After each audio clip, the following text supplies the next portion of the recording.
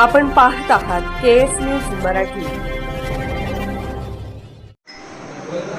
वगरे वस्ती म्हसपेट तालुक्यात जोत येथील पोल्ट्री फार्ममुळे होणाऱ्या दुर्गंधीबाबत संख अप्पर तहसीलदारांना ग्रामस्थांचे निवेदन।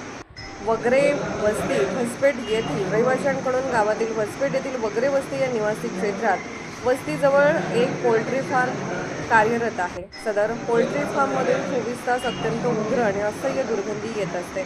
यामुळे वस्तीत राहणाऱ्या नागरिकांचे विशेषतः लहान मुले आणि वृद्धांचे आरोग्य धोक्यात आले आहे।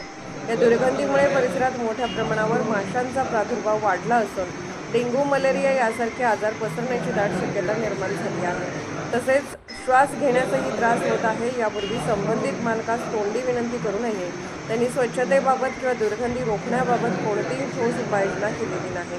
तरी प्रशासनाने या प्रकरणाची गांभीर्याने दखल घेऊन सदर पोल्ट्री फार्मची पाहणी करावी आणि संबंधित मालकास योग्य त्या स्वच्छतेच्या उपाययोजना करण्याचे आदेश द्यावेत।